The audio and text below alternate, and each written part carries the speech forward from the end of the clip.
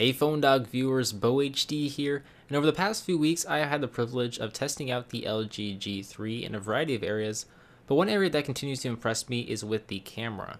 Now, as many of you know, the G3 has a 13 megapixel camera with optical image stabilization, but what's different about this camera sensor is that it also has a laser autofocus sensor on the back that can allow the camera to focus insanely quick, while also focusing very accurately, ultimately resulting in high quality crisp pictures.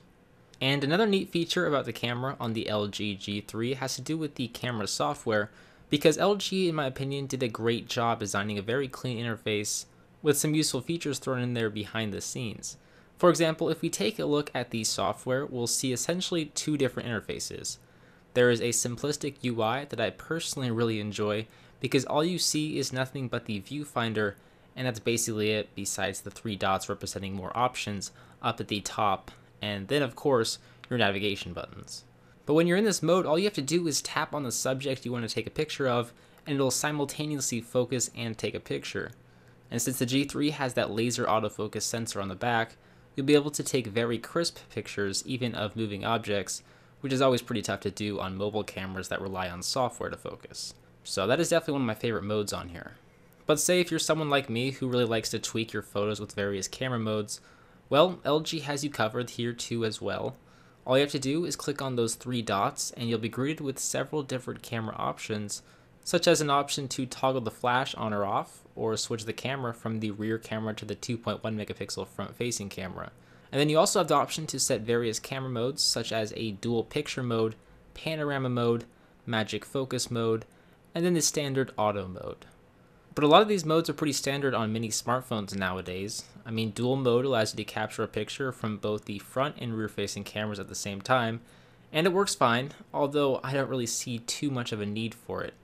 The panorama mode is pretty self-explanatory as well, in that you can take one large 360 panorama picture around you just by slowly panning your camera from left to right, or vice versa. And as you can see, it produces pretty good results. But the most unique camera mode, which isn't too unique at all really, is the magic focus mode that's similar to the HTC One M8's focus mode, but essentially just allows you to refocus the subject after the picture has been taken. And while it does rely on software to make that magic happen, it produces pretty decent results.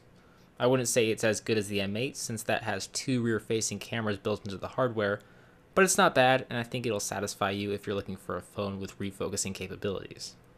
But the last icon I have yet to mention is the settings icon, which allows you to change various settings like the megapixel count, along with the ability to change the video quality all the way up to 4K. And then there's a timer along with the option to turn the HDR mode on or off. Now, to test out the video quality, I walked around some parks in my hometown of Portland, Oregon, and as I sit here and review the footage, I'm still as impressed as I was when I first got the G3 several weeks ago. It is able to take very crisp pictures, as I mentioned, and it has a nice balance between undersaturation and oversaturation. So the pictures it takes will look nice and vibrant, but they won't look photoshopped or edited like you tend to get with some other phone manufacturers and their cameras. Samsung. But the video quality is also pretty darn good as well.